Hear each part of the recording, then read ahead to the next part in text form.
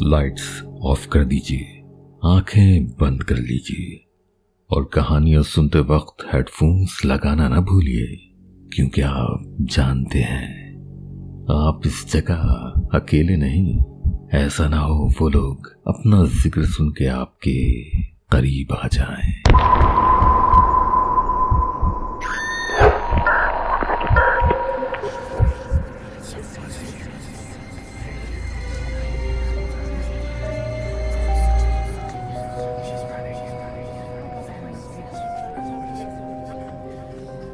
दोस्तों, आप जानते हैं एक ज़माने में कॉल सेंटर्स का बहुत चलन था। हर फ्रेशर स्टूडेंट कॉल सेंटर्स में जॉब कर रहा था। मैंने खुद भी थोड़े वक्त के लिए ही सही कॉल सेंटर में जॉब की थी और ये बहुत मशहूर कॉल सेंटर था। उनकी लोकेशन मेन सदर कराची में थी, गवर्नर हाउस से काफ़ी करीब। वहाँ न सिर्फ मैंने बल्कि मेरे कलीग्स ने भी अजीब अजीब इंसिडेंट्स देखे थे। हालात ऐसे हो गए थे कि हमें मैनेजमेंट को कंप्लेन करना पड़ी थी। अब चूंकि प्रोफेशनल लाइफ में ये एक अजीब कंप्लेन थी, लेकिन उन लोगों ने इसका नोटिस लिया और फिर अपनी एक टीम को हमारे साथ नाइट शिफ्ट में भेजा। उसके बाद क्या हुआ, मैं एक दिन आपको ये सारा वाकया तफसील से बताऊंगा, बल्कि कोशिश करूंगा अगर मेरे कलीग्स से राब्ता हो सके तो वो लोग भी अपनी याददाश्त हमारे साथ शेयर करें। फिलहाल अभी हम चलते हैं एक कॉल सेंटर से रिलेटेड ही वाकये की तरफ। ये मेरे रिलेटिव का वाकया है, मेरी अपनी डायरी से। मैं उस वक्त शाराए फैसल में वाकई एक निजी कॉल सेंटर में जॉब कर रहा था। मैं इवनिंग शिफ्ट में होता था। रात गए तक मेरी ड्यूटी ऑफ होती थी। नाइट शिफ्ट को फॉलो अप की डिटेल्स समझाकर मैं जब घर के लिए निकलता तो ऑलमोस्ट रात के 2 बज रहे होते थे। मेरी शिफ्ट में ही एक दोस्त जो मेरे घर से करीब रहता था, मुझे घर से थोड़ा करीब ड्रॉप कर दिया करता था। इत्तेफाक से उस दिन उसने छुट्टी ली हुई थी। बाहर निकला तो बारिश हो रही थी। अब रात के उस वक्त बस मिलना बहुत मुश्किल होता था, तो मेरे जहन में ये तरकीब आई कि या तो टैक्सी ढूंढी जाए या किसी से लिफ्ट ली जाए। मुझे मेन रोड तक जाने में तकरीबन 15 मिनट की वॉक करनी थी। मैं चलता जा रहा था। गलियों में कहीं रोशनी थी, कहीं मुकम्मल तारीकी। वहां मेरे अलावा कोई दूसरा शख्स नजर ना आता था। हकीकत तो ये थी कि जिन भूत से ज्यादा मुझे चोरों का डर था। मैं गौर गौर से हर तरफ देखता हुआ आगे बढ़ रहा था। अभी 2 गलियां ही क्रॉस की थीं, कोने से कुत्तों के भौंकने की आवाज से मैं चौंक गया और जल्दी जल्दी रोड की तरफ बढ़ने लगा। थोड़ी देर में मुझे ऐसा महसूस हुआ कि कोई और भी गली में मेरे पीछे चल रहा है। जैसे मैंने कहा, मुझे ज्यादा खौफ चोर डकैतों का था, तो मेरे जहन में फौरन यही ख्याल आया। कदमों की चाप मेरे साथ साथ तेज होती जा रही थी। मैं तेज तेज चलते हुए पीछे मुड़कर देखने लगा कि एकदम मैं किसी से टकरा के गिर गया। मुझे कदमों की आहट अपने पीछे से आ रही थी, लेकिन अचानक ये शख्स मेरे सामने कैसे आ गया। मैं घबराकर खड़ा हुआ और उससे मुआजरत की। वो शख्स हाथ में छतरी लिए खड़ा था।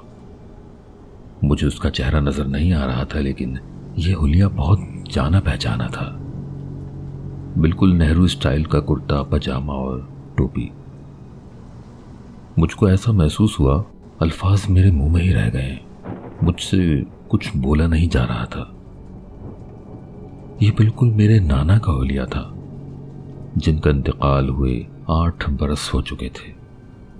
उसी तरह के कपड़े, वही छतरी, वही ऊद की महक। उनका चेहरा छतरी की वजह से मैं अब भी नहीं देख पा रहा था। उन्होंने हाथ के इशारे से मुझे सामने बनी एक बिल्डिंग की तरफ जाने का इशारा किया। मैं ना चाहते हुए भी उस बिल्डिंग की तरफ बढ़ गया, ऐसे जैसे मेरा खुद पर इख्तियार नहीं था। मैं उस बिल्डिंग की एंट्रेंस में जैसे ही दाखिल हुआ, एकदम अपने हवास में आ गया। पीछे मुड़कर देखा तो वो शख्स जो बिल्कुल मेरे नाना की तरह दिख रहा था, अब वहां मौजूद नहीं था। मैं अभी इधर उधर उनको ढूंढ ही रहा था कि अचानक से फायरिंग की आवाज आने लगी। मैं सामने बनी स्टेयर्स पे जल्दी से चढ़ के छुप गया। जिस जगह मैं छुपा हुआ था वहीं सामने एक फ्लैट का डोर था। मुझे लग रहा था कि डोर खुला हुआ है और ग्रिल में से कोई झांक रहा है। फायरिंग की आवाज बहुत जोरों से चारों तरफ गूंजती रही। उस बिल्डिंग के रिहायशी भी शायद जाग गए थे। लोगों की आवाजें आ रही थी, लेकिन कोई भी अपने फ्लैट से बाहर नहीं निकला। मैं सीढ़ियों पर ही एक कोने में छुपा बैठा रहा।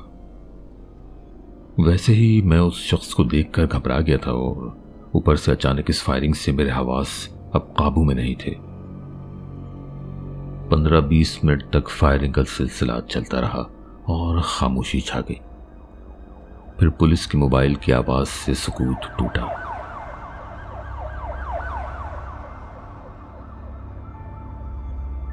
उसी वक्त सामने जो फ्लैट का डोर था वो खुला और एक ज़ईफ शख्स ने मुझे अंदर आने का इशारा किया।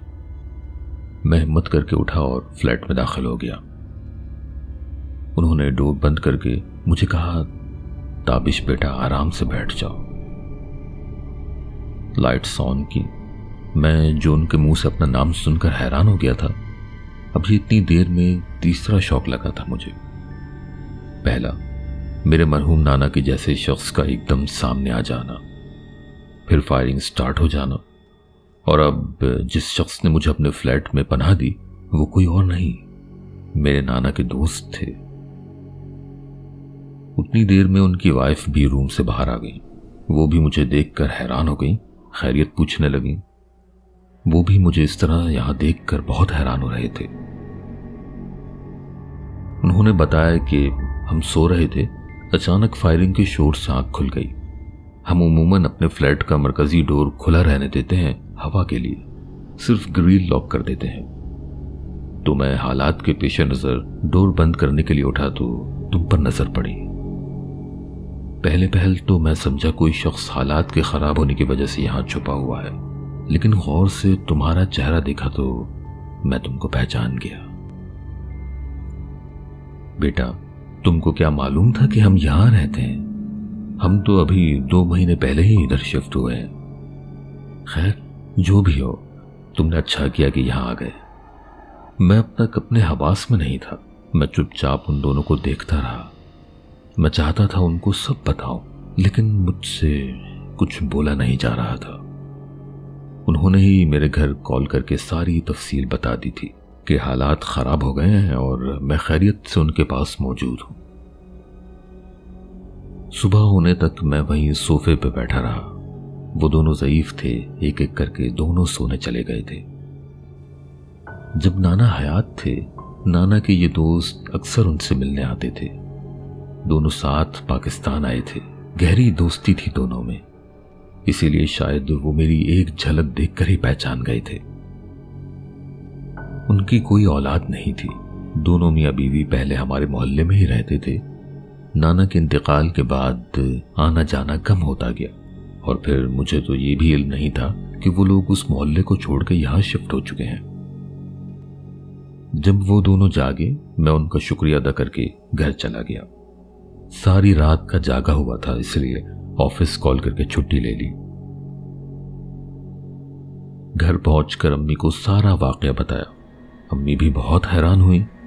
न्यूज से उस इलाके में फायरिंग की वजह यह भी मालूम हुई थी कि पुलिस ने कुछ क्रिमिनल्स का पीछा करके मुकाबला किया था। हम घर में अक्सर इस बात को लेकर डिस्कस करते हैं कि अगर मैं कुछ लम्हे भी वहां वीरान गली में चलता रहता तो शायद फायरिंग की जद में आ जाता। शायद वो हमारे नाना ही थे जिन्होंने उस वक्त मेरे सामने आकर मुझे फौरन उस बिल्डिंग में जाने का इशारा किया था जिधर उनके दोस्त रहते थे। या हो सकता है वो कोई जिन हो जिसने मेरे नाना का रूप लिया हो, और ताकि मैं डरूं नहीं। खैर, बाद में एक रोज मैं ऑफिस से नाना के दोस्त के घर गया और उनको पूरा वाकया तफसील से सुना दिया। वो दोनों भी बहुत हैरान हुए। मैंने उस ऑफिस में 1 साल काम किया, और हर रात जब भी मैं उस गली से गुजरता था, हमेशा इधर उधर देखता कि शायद नाना मुझे फिर से नजर आ जाए। آج اس واقعے کو گزرے سالوں ہو چکے ہیں، لیکن صحیح طریقے سے میں اب بھی نہیں کہہ سکتا کہ اس رات وہ کون تھا جس نے میری مدد کی تھی۔ تو لسنرز، کیسے ہیں آپ سب؟ لائف میں اپ ڈاؤن تو چلتے ہی رہتے ہیں، کچھ لمحے خوشی کے تو کچھ دکھ کے ہوتے ہیں، کبھی ہماری جیت ہوتی ہے، کبھی ہار، لیکن اپنی اچھی یادوں کو یاد کیجیے اور ان کے سہارے آنے والے پلوں کو بھی حسین بنائیے۔ حال ہی میں جوڑاوالا پاکستان میں جو واقعہ ہوا ہے اس نے بہت رنجیدہ کر دیا ہے۔ دنیا میں انسانی ذہن جس طرح ترقی کر رہا ہے، وہیں کچھ لوگ اتنی انتہائی پست سوچ کے بھی موجود ہیں۔ جب پاکستان بنانے والے قائد نے پاکستان کے ہر شہری کو شخصی اور مذہبی آزادی دی ہے، جب مسلمانوں کے رہبر حضرت محمد مصطفیٰ صلی اللہ علیہ وسلم نے تمام مذاہب کے ماننے والوں ان کی عبادت گاہوں کی تعظیم کرنے کا حکم دیا ہے، تو ہم کیوں اپنے طور پر اپنے مذہب کے ورژنس لے کر کسی پر بھی اپنی عقل سے فتویٰ لگا کر ان کی جان، ان کی عزت کے در پہ آ جاتے ہیں؟ آپ خود سوچیں، کون ہمیں اس طرح کا حق دیتا ہے؟ نہ ملک کا قانون، نہ مذہب کی شریعت۔ یہ صرف ان چھوٹے لوگوں کی چھوٹی سوچ ہے، یہ صرف اپنی انا کے غلام ہیں اور مذہب و قانون کی آڑ لے کر اپنی من مانی کرتے ہیں۔ خدا را دین کو، قانون کو خود سمجھیے، خود پڑھیے۔ عقل مند باشعور انسان ہیں آپ لوگ، خود اپنی عقل سے فیصلے لیجیے، کسی کی باتوں میں نہ آئیے۔ اگر اس طرح کی اندھی تقلید کریں گے تو مذہب و ملک دشمن عناصر آپ کا استعمال کر کے اپنے مقاصد پورے کریں گے، اور بعد میں دنیا اور آخرت کے کٹہرے میں آپ کو کھڑا ہونا پڑے گا۔ خدا پاک ہم کو عقل و شعور دے، اپنے دین پر اس طرح چلنے کی توفیق دے جیسا وہ چاہتا ہے۔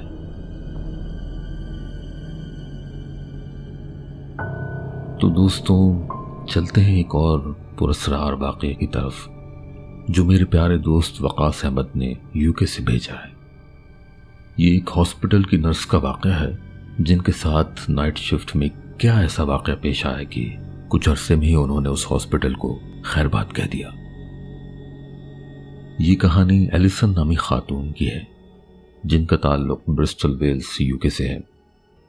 وہ کہتی ہیں کہ میں برسٹل 1992 میں شفٹ ہوئی اور بعد ازاں وہاں ایک مقامی ہاسپٹل میں ایز اے نرس جوائن کر لیا۔ مجھے وارڈز میں پیشنٹس دیکھنے کے علاوہ ڈاکٹرز کی کلینک میں بھی ڈیوٹی دینی پڑتی تھی، لیکن اس دوران 1995 میں ایک ایسا واقعہ پیش آیا جس نے مجھے خوفزدہ کر دیا تھا، اور اسی وجہ سے میں نے کچھ ہی دنوں میں اس ہاسپٹل کو خیر بات کہہ دیا۔ وہ ایک بہت سرد رات تھی، میری اس رات نائٹ شفٹ تھی۔ زیادہ تر اسٹاف اپنی ڈیوٹیز ختم کر کے گھروں کو جا چکے تھے، ہاسپٹل کی لائٹس آف ہو چکی تھیں، سارے پیشنٹس اپنے اپنے کمروں میں ریسٹ کر رہے تھے۔ اس رات مجھے جو ڈیوٹیز اسائن ہوئی تھیں ان میں ایک افریقن شخص جیکب کی دیکھ بھال کرنی تھی۔ میں اپنے کمپیوٹر پہ کچھ ضروری پیپر ورک کر رہی تھی، اچانک میری ڈیسک پر بیل ہوئی۔ یہ بیل اسی پیشنٹ کے روم سے ہوئی تھی جس کی ڈیوٹی مجھے اسائنڈ کی گئی تھی۔ میں اس کو دیکھنے گئی تو معلوم ہوا کہ اس کو واش روم جانے کے لیے میری ہیلپ چاہیے۔ میں نے پھر اس پیشنٹ کو واش روم تک پہنچایا اور اس کے لیے باہر انتظار کرنے لگی۔ 5 منٹ گزر گئے، وہ نہ نکلا، لیکن پھر 10 اور 15 منٹ گزرے، تب میں گھبرا گئی کہ پیشنٹ واش روم سے باہر ہی نہیں آ رہا ہے۔ میں نے پھر میل نرس کو کہا کہ پلیز آپ واش روم چیک کیجئے۔ وہ واش روم میں گیا اور فوراً واپس آ گیا، کہنے لگا کہ یہاں تو کوئی بھی نہیں ہے، واش روم تو خالی ہے۔ میں یکدم شاک میں آ گئی کہ یہ کیسے ہو سکتا ہے، میں نے تو پیشنٹ کو واش روم تک پہنچایا ہے اور میں تب سے اب تک یہیں بھی کھڑی ہوئی ہوں۔ اگر وہ باہر نہیں نکلا تو پھر وہ کدھر گیا؟ پھر میرے ذہن میں نہ جانے کیوں خیال آیا کہ میں پیشنٹ کا کمرہ دیکھتی ہوں جا کے دوبارہ سے۔ اب جب دوبارہ اس کے کمرے میں داخل ہوئی، بالکل ہی شاکڈ ہو گئی۔ وہ پیشنٹ اپنے بیڈ پر ریسٹ کر رہا تھا، مجھے سمجھ نہیں آیا یہ کیا ہو رہا ہے. آیا یہ سب میرا وہم تھا یا واقعی میں پیشنٹ کو واش روم تک میں لے کر گئی تھی؟ پیشنٹ چونکے جاگ رہا تھا، اس لیے میں نے اس سے پوچھا آپ تو واش روم میں گئے تھے نا؟ لیکن اس نے جواب دیا کہ نو میڈم، میں تو پچھلے 3 گھنٹے سے بیڈ پر ہی لیٹا ہوا ہوں. میں اس کے آگے تو کچھ نہیں بول پائی، لیکن اس واقعے کو ڈائجسٹ کرنا میرے لیے بہت مشکل ہو رہا تھا. ٹھیک 1 ہفتے بعد مجھے اس واقعے کا جواب مل گیا. اس روز بھی میری نائٹ شفٹ تھی. میں مریضوں کو دیکھنے کے لیے راؤنڈ پر تھی. میں جب جیکب کے روم میں داخل ہوئی، اس کا چہرہ دوسری طرف تھا. وہ ونڈو کو دیکھ رہا تھا. میں اس کے قریب گئی. جب اس نے میری بات کا کوئی جواب نہ دیا اور بدستور کھڑکی کی طرف دیکھتا رہا تو میں پریشان ہو گئی. اس کی آنکھیں اس طرح سے پھیلی ہوئی تھیں جیسے بہت حیرت اور خوف سے کچھ دیکھ رہا ہو. اس کی ہارٹ بیٹ اب نارمل ہونے لگی. آکسیجن لیول ڈاؤن ہو گیا. میں نے فوراً ایمرجنسی کو کال کی. ڈاکٹرز آئے. انہوں نے پلس چیک کیا تو معلوم ہوا کہ جیکب کی ڈیتھ ہو چکی تھی. میں جس پروفیشن میں ہوں، ہمیں اس طرح کے کیسز ڈیتھس دیکھنی پڑتی ہیں، لیکن نہ جانے کیوں اس کی ڈیتھ پر مجھے بہت افسوس ہو رہا تھا. خاص کر میں اس کی آنکھیں نہیں بھول پا رہی تھی. اس میں کتنی حیرت اور خوف تھا. نہ جانے کیا دیکھ رہا تھا وہ کھڑکی کی طرف. مجھے ڈاکٹرز نے کہا کہ اس کا سامان وغیرہ پیک کرو، جو ضروری کارروائی ہے وہ بھی کرو اور فیملی کو انفارم کر دو. میں نے ایز اے پروسیجر سب کارروائی کی. اس کی فیملی کو ٹریس کیا. اس کا UK میں کوئی فیملی والا نہیں تھا. کوئی دور یا قریب کا رشتہ دار بھی نہیں تھا. تو اس کے افریقہ کے رشتہ داروں کا معلوم ہوا. ان کو ہاسپٹل اور پولیس والوں کی طرف سے کال گئی، لیکن انہوں نے کوئی دلچسپی نہ لی. بس اتنا کہا کہ اس کی تدفین برسٹل میں ہی کہیں کر دی جائے. ہمارے کاغذوں میں اب یہ ہمارے رشتہ دار نہیں ہے. ان کی اس بات سے ہم سب پریشان ہوئے کہ وہ ایسا کیوں کہہ رہے ہیں. مجھے سینئر ڈاکٹرز نے کہا کہ تم اس کا سامان وغیرہ سرچ کرو، شاید تمہیں کوئی کلوز وغیرہ مل جائے. میں نے اس کا سامان سرچ کیا اور اب اس کے سامان سے جو چیزیں ملی اس نے تو میرا دل ہی دہلا دیا. یہ شخص جو مرا تھا یہ دراصل ایک حیوان تھا. ایک کالے جادو کا ماہر تھا. اس کے بیگ سے عجیب و غریب قسم کی جادو کی کتابیں ملی جو شاید عام عامل بھی نہیں کر سکتا ہوگا. میں نے جب ان کتابوں کو سرسری طور پہ پڑھا تو ایک عمل ایسا بھی دکھا جس نے میرے اس سوال کا جواب دے دیا کہ وہ اس رات واش روم سے کیسے غائب ہوا تھا. پولیس انویسٹیگیشن کمپلیٹ ہوئی. اس کو مقامی قبرستان میں ہی دفنا دیا گیا. لیکن میں اسی وارڈ میں کام کرتی رہی. میں جب بھی اس پیشنٹ کے کمرے میں رات کے وقت جاتی تھی مجھے کسی نہ کسی چیز کے ہونے کا احساس ہوتا تھا. پتہ نہیں وہ اس کمرے میں کیا کرتا رہا. شاید وہ اس کی آخری آرام گاہ تھی، اس لیے اس کا وجود وہیں بھٹکتا تھا. اسی واقعے سے میرا اس ہاسپٹل میں کام کرنا مشکل ہو گیا تھا اور بعد میں نے وہ جاب چھوڑ دی. دوستوں، ویسے ہاسپٹل میں نائٹ شفٹس واقعی بڑی پراسرار ہوتی ہوں گی. جب وہاں پیشنٹ سے ملنے آئے گیسٹس گھروں کو چلے جاتے ہیں، ہاسپٹل کا سٹاف کم ہو جاتا ہے، لائٹس دھیمی ہو جاتی ہیں. اس وقت کوریڈور میں کسی قدموں کی آواز سے بھی دل دہل اٹھتا ہے. اور پھر وہ نرسز، وارڈ بوائز جن کو رات بھر ان سنسان کوریڈور سے گزرنا ہوتا ہے، مریضوں کے خاموش کمروں میں جانا ہوتا ہے. I'm sure ان کے ساتھ کئی واقعات پیش آتے ہوں گے. اگر ہاسپٹل سٹاف میں سے کوئی ہمیں سن رہا ہے تو ضرور ہم سے اپنے واقعات شیئر کیجیے. آپ ای میل کر سکتے ہیں، واٹس ایپ کر سکتے ہیں، لکھ کر بھیج سکتے ہیں، وائس نوٹس بھیج سکتے ہیں. دوستوں، میری ایک بہت اچھی لسنر ہے، بالکل بہنوں کی طرح. اللہ پاک ان کو بہت خوشیاں دکھائیں، ان کے تمام مسائل حل کریں. اور آپ اگر سن رہی ہیں تو آپ کو اور آپ کے ہسبینڈ کو میرا سلام. انہوں نے اپنے بچپن میں پیش آئے ایک ہانٹڈ اسکول کا واقعہ بھیجا ہے، تو سنتے ہیں انہی کی آواز میں اور جانتے ہیں کہ ان کے اوپر اس وقت کیا گزری تھی۔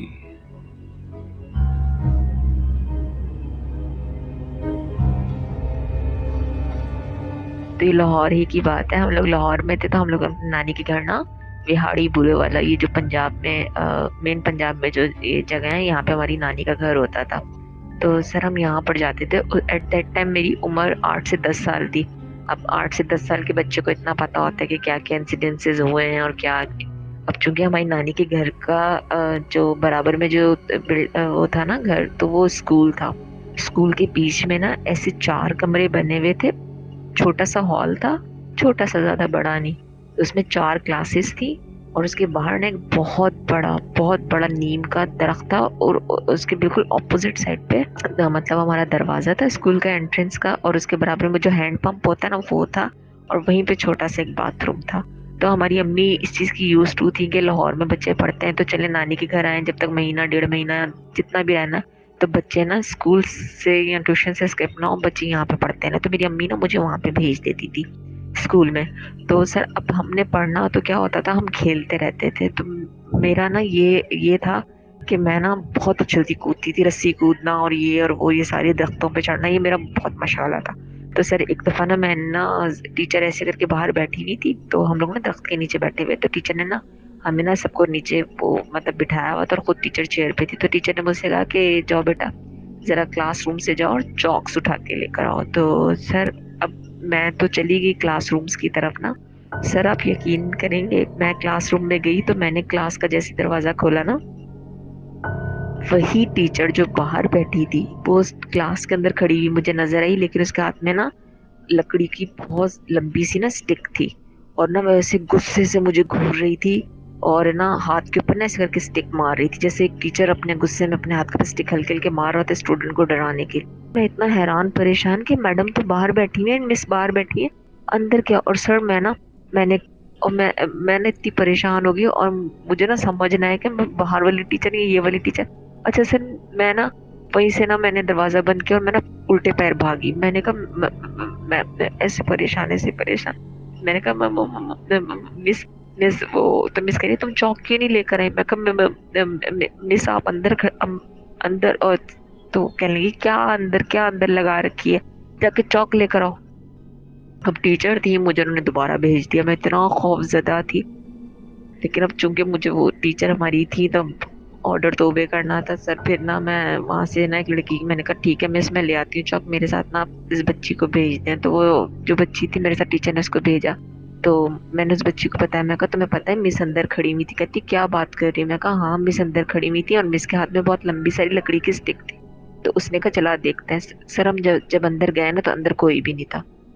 پھر ہم نے چوک کا ڈبہ اٹھایا اور ہم واپس آ گئے۔ ایک سر یہ انسیڈنس ہوا تھا اسکول میں، اور ایک یہ انسیڈنس ہوا تھا کہ نا جیسے ہماری نانی کا گھر برابر میں تھا اور یہ برابر میں اسکول تھا، تو میں جب بھی وہاں پہ نا بال کے ساتھ یا وہ مطلب کھیلتی تھی یا کچھ ایسا کھیلتی تھی، جیسے کبھی دیوار کے اوپر میں گھوڑا بنا کے بیٹھ جاتی تھی یا کچھ بھی ایسا، تو سر مجھے ایسا لگتا تھا جیسے اندر سے نا جو ہال ہے نا جو اسکول کا، وہاں سے تالیوں کی آواز آ رہی ہے، اور لڑکیاں نا چھم چھم چھم کھیل رہی ہیں جیسے، اور ایسا ہو رہا ہے جیسے نا کسی کی شادی ہو رہی ہے۔ اور اکثر رات کو سر وہاں سے نا لائٹس آن ہو جاتی تھی۔ حالانکہ سر اب آج سے تقریباً 30 سال پہلے کی بھی اگر میں بات لگاؤں نا، تو سر مجھے آج بھی اس چیز یاد ہے کہ ہمارے نا اتنی زیادہ لائٹ نہیں ہوتی تھی ہمارے گاؤں میں، لیکن اس ٹائم پہ اسکول میں بھی نا ایسے چراغاں ہو رہا ہوتا تھا جیسے نا کہ مطلب پتہ نہیں کتنی یہاں پہ نا رونق میلہ لگا ہوا ہے۔ اچھا یہ چیز، اور صبح اٹھ کے ایسا سناٹا ہوتا تھا جیسے کوئی چیز نہیں۔ اور نا سر اسی ہمارے گاؤں میں مطلب میری نانی کے گھر کے سامنے اور ہمارے اسکول کے بالکل سامنے کنواں ہوتا تھا۔ تو ایک دفعہ میری امی بتاتی ہے، میری امی کے بچپن کی بات ہے کہ امی نا وہاں سے دودھ لینے گئی، وہاں پہ جلایوں کا گھر تھا، جلایوں کے گھر سے دودھ لینے گئی۔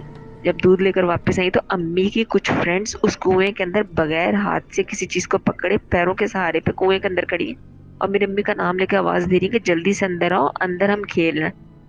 امی نے کنویں کے اندر جھانکا تو 2-3 لڑکیاں اس طریقے سے اینٹوں کے اندر پیر پھنسائے ہوئے ہیں، اور سر کنواں کتنا گہرا ہوتا ہے، اور وہ ہاتھوں سے تالیاں بجا کے اور میری امی کو اندر انویٹیشن دے رہی ہے کہ تم اندر آؤ۔ تو امی وہاں سے ڈر کے بھاگ گئی۔ امی کہتی یہ کیسے کھڑی ہوئی ہیں؟ ये नीचे नहीं गिर जाती। आज भी मेरी अम्मी जब हमें वो बातें बताती ना तो हम लोग हैरान होते हैं कि ये चीजें होती, लेकिन चूंकि मेरे साथ ही बचपन में 2-3 दफा इंसिडेंट्स हुए थे, तो मतलब लाइक मैं बहुत ज्यादा ना सरप्राइज होती थी। और फिर ये चीजें ना मुझे शुरू से बहुत अट्रैक्ट करती थी। तो अब देखें, जब हम लोग यहाँ पर आएंगे जमशेद क्वार्टर्स में, तब भी हमारे साथ ये चीज हुई। तो अब तो माशाल्लाह से काफी कंट्रोल्ड है। और फिर सर ये भी चीज, और दूसरी बात ये, मेरे हस्बैंड पे एक दफा ब्लैक मैजिक हुआ था, किसी लड़की ने करवाया था हमारी शादी से पहले।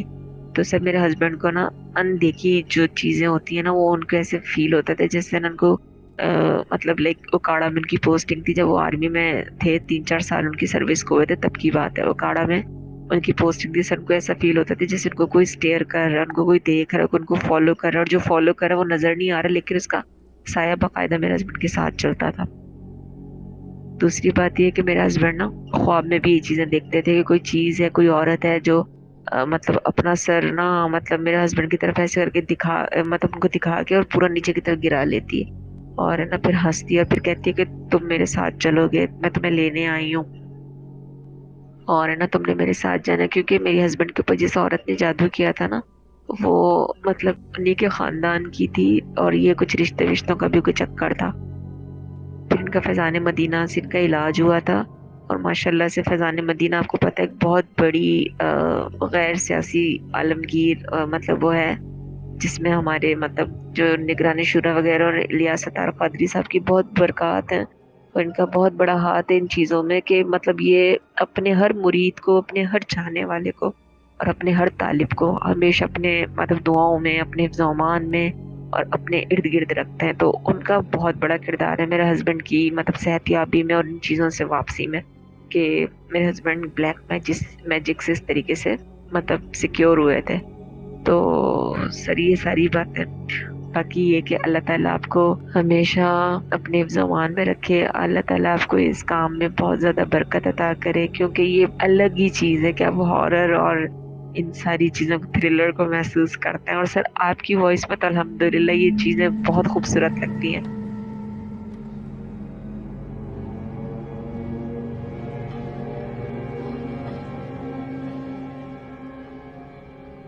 अब एक ईमेल की तरफ बढ़ते हैं जो भलवाल के करीब एक गांव से भेजी गई है।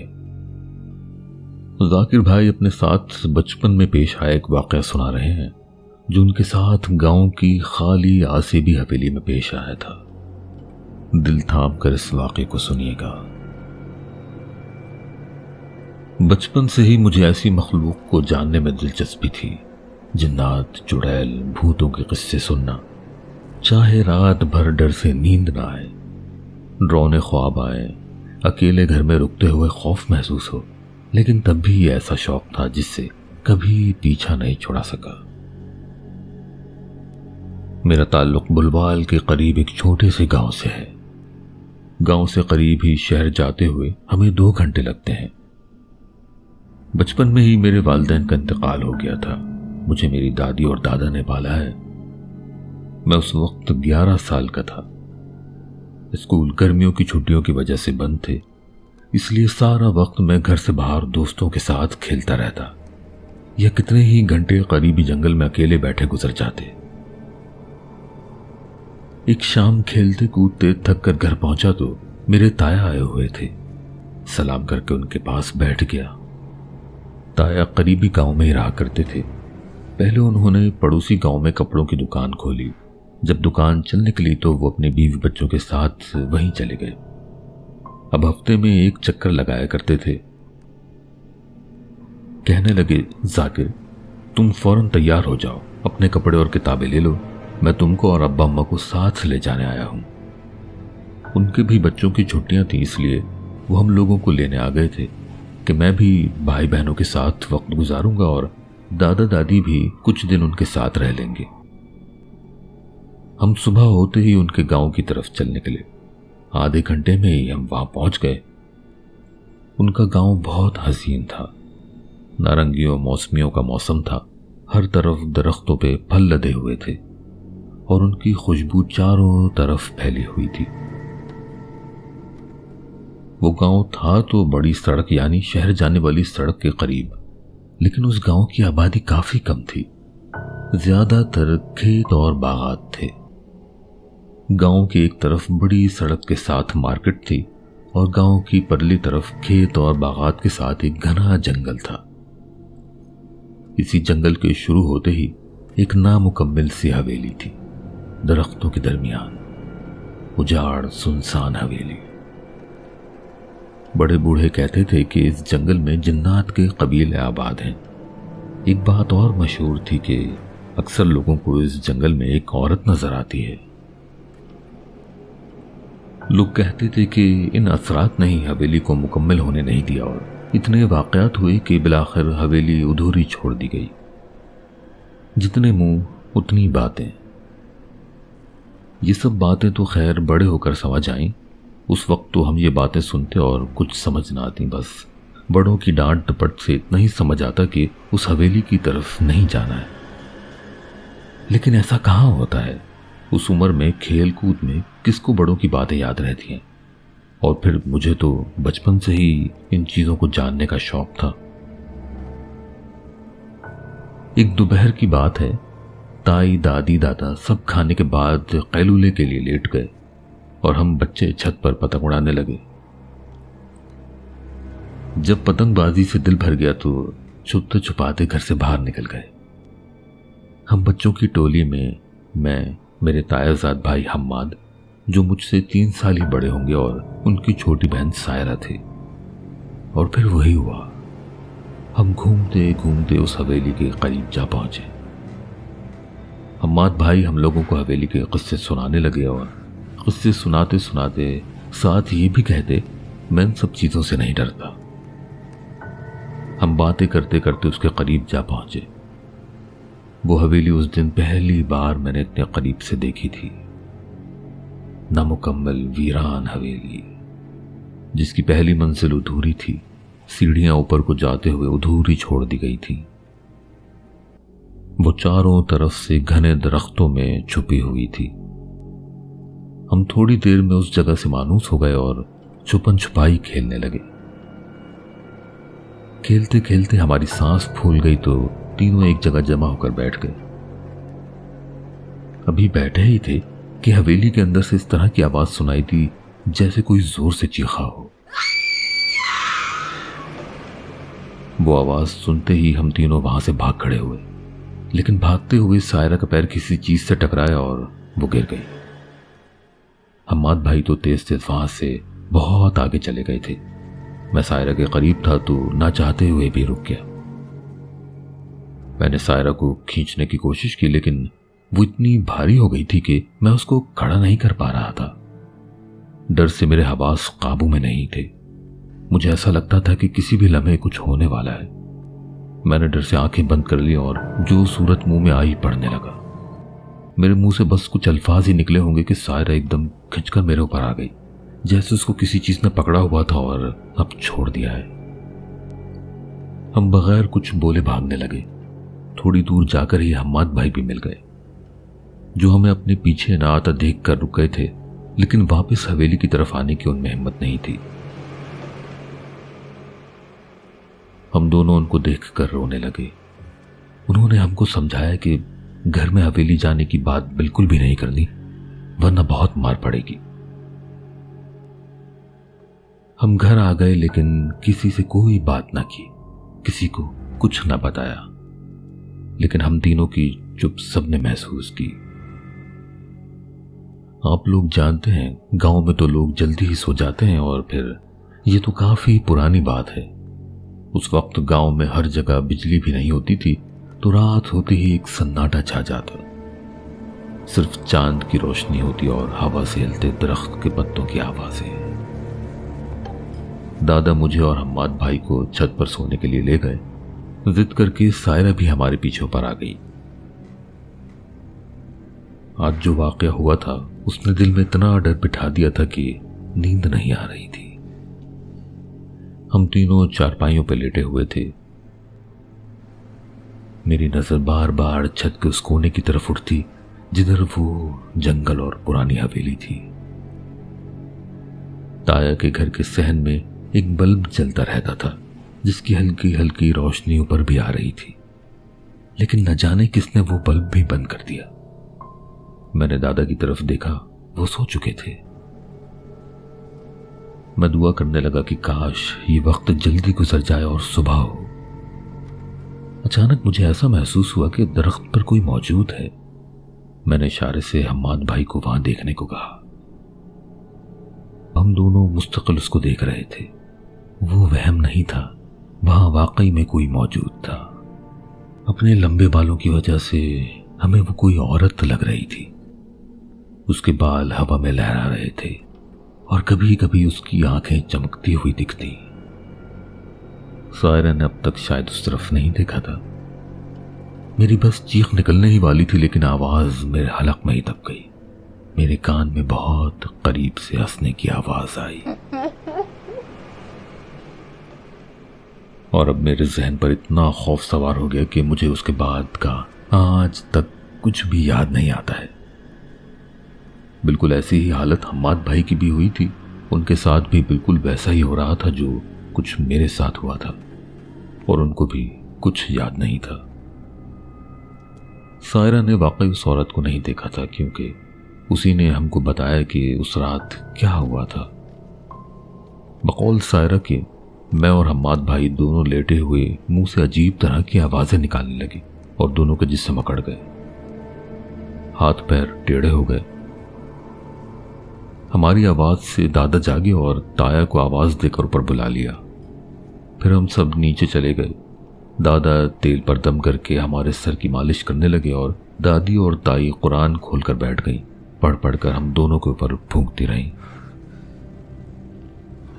دوسرے دن جب ہم لوگوں کو ہوش آیا تو ہم نے ساری تفصیل بتا دی گھر میں، اور پھر یوں ہوا کہ یہ خبر گاؤں میں ہر جگہ پھیل گئی۔ پھر بزرگوں نے شہر سے ایک بڑے عالم کو بلوایا۔ انہوں نے 2 دن اور 2 راتیں اس حویلی میں اکیلے گزاری، اور پھر اس حویلی کو مسمار کر کے اس کی جگہ مسجد بنا دی گئی۔ عالم صاحب نے اعلانیہ تو کچھ نہ بتایا کہ وہاں کس طرح کے اثرات تھے، اور وہ جو 2 دن 2 راتیں وہاں رکے تو کیا حالات رہے۔ البتہ اڑتی اڑتی یہ سنتے تھے کہ حویلی کی تعمیر کے دوران وہاں ایک عورت کو قتل کر کے دفنا دیا گیا تھا۔ اسی عورت کی بدرو قرین جو کچھ بھی تھا، اس نے ہی وہاں خوف پھیلایا ہوا تھا۔ ویسے تو یہ واقعہ ایک کہانی، ایک فلم کی طرح لگتا ہے، لیکن جس نے اس حویلی کی چڑیل کو دیکھا تھا وہ آج تک سوچ کر خوف زدہ ہو جاتا ہے، اور ان خوف زدہ لوگوں میں بھی شامل ہوں۔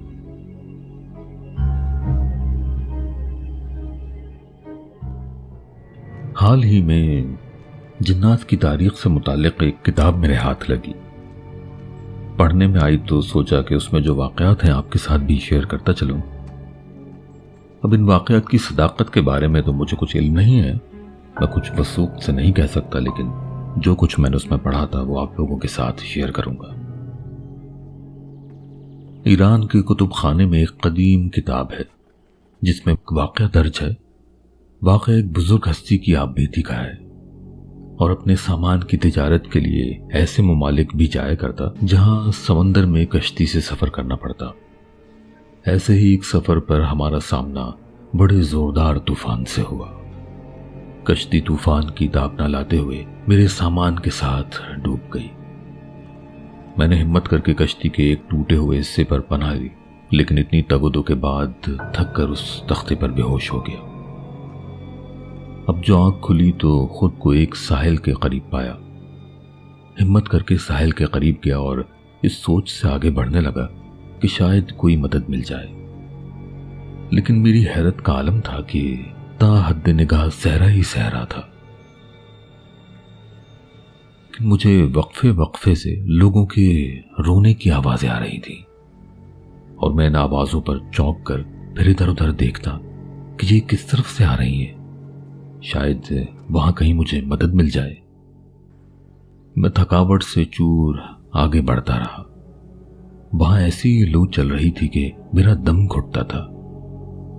پھر مجھے اندازہ ہوا یہ رونے کی آوازیں ہوا کے ساتھ ساتھ آتی ہیں، جو اب آہستہ آہستہ تیز ہوتی جا رہی ہیں۔ اب مجھے خوف محسوس ہونے لگا۔ کوئی شخص نظر نہ آتا لیکن رونے سسکنے کی آوازیں صاف سنائی دیتی۔ اچانک میری نظر دور ایک ٹیلے پر بیٹھے شخص پہ پڑی۔ جسم میں جتنی طاقت باقی تھی جمع کر کے اس طرف بھاگنے لگا۔ قریب پہنچا تو دیکھا کہ وہ شخص کچھ کہتا جاتا ہے اور روتا جاتا ہے۔ جیسے ہی اس کے رونے کی آوازیں رکتی ہیں، ہوا میں چاروں طرف رونے سسکنے کی آوازیں ابھرنے لگتی ہیں۔ وہ شخص اپنی جگہ سے اٹھتا، تھوڑا آگے بڑھتا، پھر غم سے نڈھال ہو کر واپس بیٹھ جاتا۔ صحرا کی مٹی میں اپنی انگلی سے کچھ لکھ کر رونے لگتا اور اس کی چیخیں صحرا میں گونج اٹھتی۔ میں اس ماحول سے خوف میں مبتلا تو ہو چکا تھا، لیکن پھر خیال آیا یہاں اس شخص کے سوا اور دوسرا کوئی نہیں، مجھے ہمت کر کے اس کے پاس جانا چاہیے۔ میں آہستہ آہستہ ڈرتے ڈرتے اس کی جانب بڑھنے لگا۔ اس کی طرف بڑھتے ہوئے جب میں پشت پر پہنچا تو میری نظر اس کی انگلی کی طرف گئی جس سے وہ صحرا کی مٹی میں کچھ لکھ رہا تھا۔ میں نے غور کیا تو اس نے جا بجا صحرا کی مٹی پہ لکھا ہوا تھا حسین۔ اب مجھے یہ تسلی ہوئی کہ ہو نہ ہو یہ مسلمان ہے، جس سے میری ڈھارس بندھی اور میں اس کی پشت سے اس کے سامنے آ کر کھڑا ہو گیا۔ اے بھلے شخص، تو کون ہے؟ میرے سوال پر اس نے اپنی گہری سرخ آنکھیں اٹھا کر مجھے دیکھا اور پھر کہا، میرے صحرا میں مجھ سے پوچھتا ہے کہ میں کون ہوں؟ اے اجنبی، تو بتا تو کون ہے اور یہاں اس صحرا میں کس غرض سے آیا ہے؟ میں اس کی آنکھیں اور اس کے روبدار لہجے سے خوف میں آ گیا، لیکن ہمت کر کے کہا، میں مسافر ہوں، اور تجارت سے لے کر کشتی ڈوبنے تک کی ساری کہانی اس کو سنا دی۔ پھر اپنا سوال دہرایا کہ میرے بھائی اب تو بتا کہ تو کون ہے اور تیرا کیا نام ہے؟ تو کیوں حسین کا نام یہاں صحرا میں لکھتا پھر رہا ہے، اور یہ رونے کی آوازیں کیسی ہیں جبکہ کوئی دکھائی نہیں دیتا؟ کچھ وقفے کے بعد وہ شخص یوں گویا ہوا، اے اجنبی، مجھے حیرت ہے کہ وہ کشتی کا ٹکڑا کیوں تجھے اس مقام تک لے کر آ گیا، کیونکہ یہ دنیا کا وہ حصہ ہے جہاں کوئی آدم ذات نہیں پہنچ سکتا۔ یقیناً تجھے بامقصد کسی ہستی نے یہاں تک پہنچایا ہے۔ تو پوچھتا ہے کہ میں یہ نام مٹی میں کیوں لکھتا ہوں؟ یہ میرے آقا کا نام ہے، اور میں انسان نہیں، میں ایک جن ذات ہوں، جنات کا بادشاہ ہوں۔ میرا نام ظافر جن ہے۔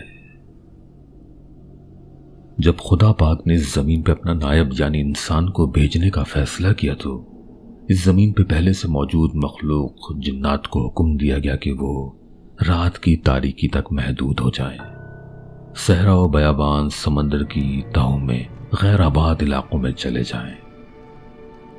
لیکن شریر جنات نے خدا پاک کے اس حکم کو نہ مانا، اور پھر فرشتوں کو حکم ہوا کہ وہ ان شریر جنات کو ان کی جرات پہ سبق سکھائیں۔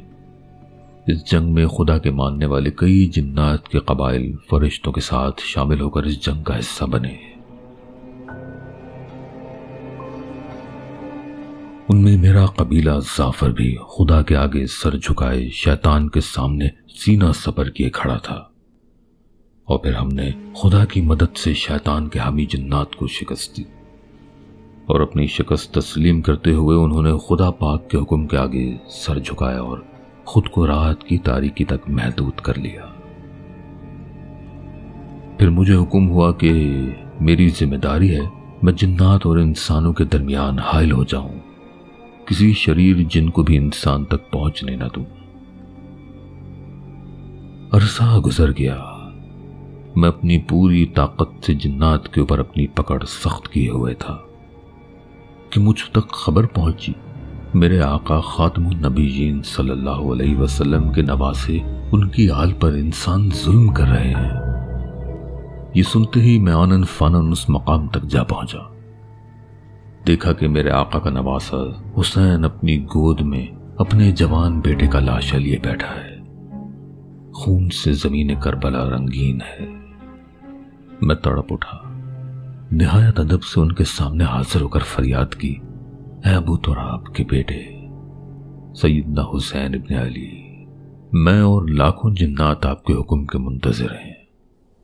آپ ہمیں حکم دیں, ہمیں نافرمان انسانوں کو ان کی اوقات یاد دلا دیں.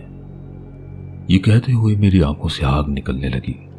میں ان نافرمان انسانوں کی طرف بڑھا ہی تھا کہ سیدنا حسین کی آواز گونجی, جعفر, یہ شجاعت کا نہیں صبر کا امتحان ہے.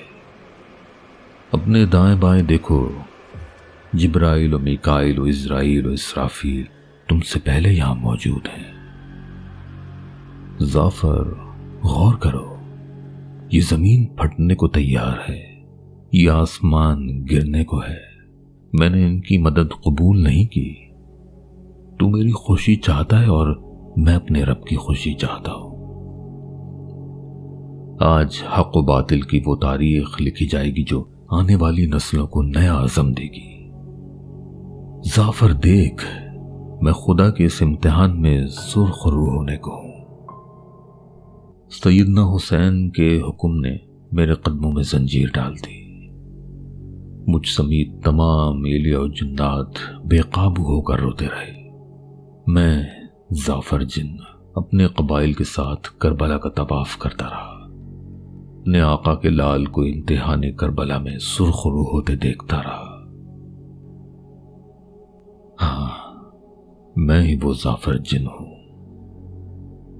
اب بھی جب محرم آتا ہے, جہاں مجھے سیدنا حسین کے سرخ رو ہونے کی خوشی ہوتی ہے, وہیں مجھے ان بدبخت انسانوں کے اوپر غصہ آتا ہے جنہوں نے دنیا کے لیے اپنی عاقبت خراب کر دی.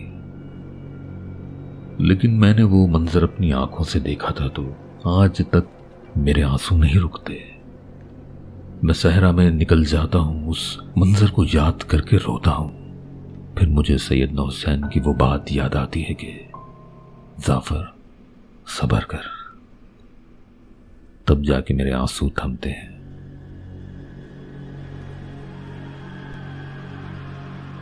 اسی کتاب میں میں نے ایک اور واقعہ پڑھا جس میں سیدنا علی کا سامنا شیطانی جنات سے ہوا تھا. یہ ایک ایسی جنگ تھی جس کا ذکر عموماً ہر جگہ نہیں ملتا. یہ واقعہ بیر العلم کے نام سے مشہور ہے. اس جنگ میں سیدنا علی نے کم و بیش 20,000 شیاطین جنات کا خاتمہ کیا تھا. واقعہ کچھ یوں ہے. حضرت محمد مصطفیٰ صلی اللہ علیہ وسلم کا گزر ایک اجاڑ بستی سے ہوا. وہاں پہنچ کر انہوں نے صحابہ سے دریافت کیا کہ بتاؤ یہ کون سا مقام ہے. جواب آیا, اسے وادی کثیب کہتے ہیں.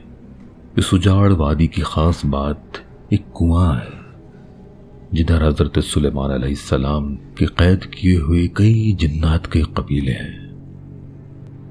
حضرت محمد مصطفیٰ صلی اللہ علیہ وسلم کے حکم پر قافلے کو آگے بڑھنے سے روک دیا گیا اور پھر 10 صحابہ رضی اللہ تعالیٰ عنہ کو اسی کنویں پہ پانی لانے کا حکم دیا گیا. صحابہ رضی اللہ تعالیٰ جب اس مخصوص کنویں کے قریب پہنچے تو کنویں سے عفریت جن نمودار ہو کر چیخنے لگا. اس کی چیخ اور منہ سے نکلتی ہوا ایسی تھی کہ چاروں طرف آگ پھیل گئی. سوائے حضرت ابو العاص رضی اللہ تعالیٰ عنہ کے تمام صحابہ قافلے کی طرف واپس لوٹ گئے. اس شیطانی آگ سے جھلس کر حضرت ابو العاص شہید ہو گئے. اس سانحے کے بعد حضرت جبرائیل امین نازل ہوئے اور فرمایا آپ صلی اللہ علیہ وسلم حضرت علی کو اپنا علم دے کر اس طرف بھیجیں. حضرت محمد مصطفیٰ صلی اللہ علیہ وسلم نے دعا کی, یا اللہ ہمیشہ کی طرح علی کو فتح و نصرت سے نوازنا. جب حضرت علی رضی اللہ تعالی اس کنویں کے قریب پہنچے تو وہی عفریت جن دوبارہ کنویں سے نکل آیا اور اونچی آواز میں کچھ پڑھنے لگا. یہ دیکھتے ہی حضرت علی نے اس کو مخاطب کیا, میرا نام علی ہے اور مجھے سرکشوں کی سرکوبی کا حکم دیا گیا ہے. عفریت جن یہ سنتے ہی ان پر حملہ آور ہو گیا. وہ آگے بڑھا ہی تھا کہ تلوار ذوالفقار سے اس کے 2 ٹکڑے کر دیے گئے. फौरन ही कुएं से आग के शोले और धुएं का तूफान बरामद हुआ। बेशुमार खौफनाक आवाजें और शक्लें सामने आ गईं। हजरत अली रज़ी अल्लाह ताला ने पुरसुकून रहते हुए कुरान की चंद आयतें पढ़ी और वो शोले ठंडे पड़ गए, साथ ही धुआं भी छटने लगा। अब हजरत अली आगे बढ़े और पानी का डोल कुएं में डाल दिया, लेकिन कुएं में मौजूद जिन्नात ने वो डोल वापस बाहर फेंक दिया। हजरत अली ने उनको ललकारा कि अगर ऐसा है तो मुकाबले के लिए बाहर आओ। उनके ये कहते ही एक और जिन कुएं से नमोदार हुआ, लेकिन उसका हाल भी पहले वाले अफरीत के जैसा ही हुआ। आप रज़ी अल्लाह तआला अन्हु ने पानी का डोल दोबारा कुएं में डाला, जो दोबारा बाहर फेंक दिया गया और ललकारने पर एक और जिन नमोदार हो गया, और अब इस तीसरे जिन का भी वही हाल किया गया। अब जब ये अमल और 3 बार हुआ तो आप रज़ी अल्लाह तआला अन्हु ने असहाब से फरमाया, आप लोग इस डोल की रस्सी को मजबूती से पकड़ लीजिए, मैं इस डोल से कुएं में उतरता हूं। अभी वो नीचे की तरफ जा ही रहे थे कि रस्सी टूट गई। असहाब रज़ी अल्लाह ताला परेशान हो के कुएं के इर्द गिर्द जमा हो गए। अभी थोड़ी ही देर गुजरी थी कि कुएं से अजीब चीखें बुलंद होना शुरू हो गईं। इन आवाजों का सिलसिला वक्फे वक्फे से जारी रहा और फिर खामोशी छा गई। कुएं से एक गरजदार आवाज सुनाई दी, अली हमें अपनी अमान में ले लो। जवाब में हजरत अली रज़ी अल्लाह ताला अन्हु की आवाज सुनाई दी, हम तुम्हें अमान देते हैं, लेकिन शर्त यह है कि तुम खुदा का कलमा पढ़ो, जिस पर वो जन्नात राजी हो गए। उसके बाद हजरत अली उस कुएं से बाहर तशरीफ लाए। इस मुआरके में उन्होंने कमोबेश 20,000 शयातीन जिन्नात का खात्मा किया और हजारों को कलमा पढ़ाया। दोस्तों, इस किताब के मुताबिक जिन्नात की पैदाइश की बात की जाए तो अल्लाह पाक ने एक कुदरत कामिला से एक ऐसी आग पैदा की जिसमें जुल्मत भी था और नूर भी। उस नूर से फरिश्तों को वजूद मिला और नूर ने मलाइका में अताअत की खुसूसियत पैदा की। फिर जुल्मत से जिन्नात को वजूद मिला और उसी तरह उसमें सरकशी की खुसूसियत गालिब रही।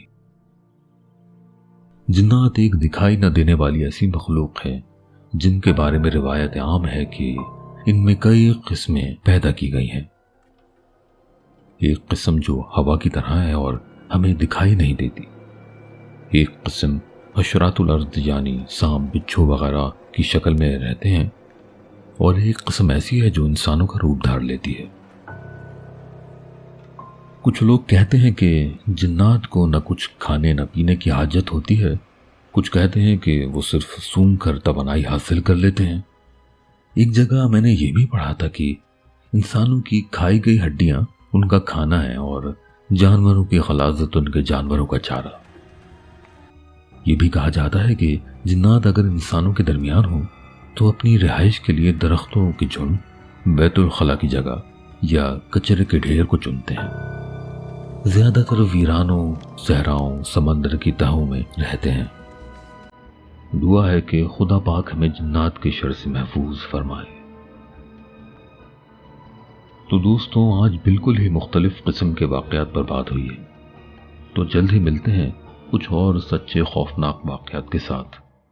तब तक आप अपना और अपने आसपास जानदार हस्तियों का ख्याल रखिएगा।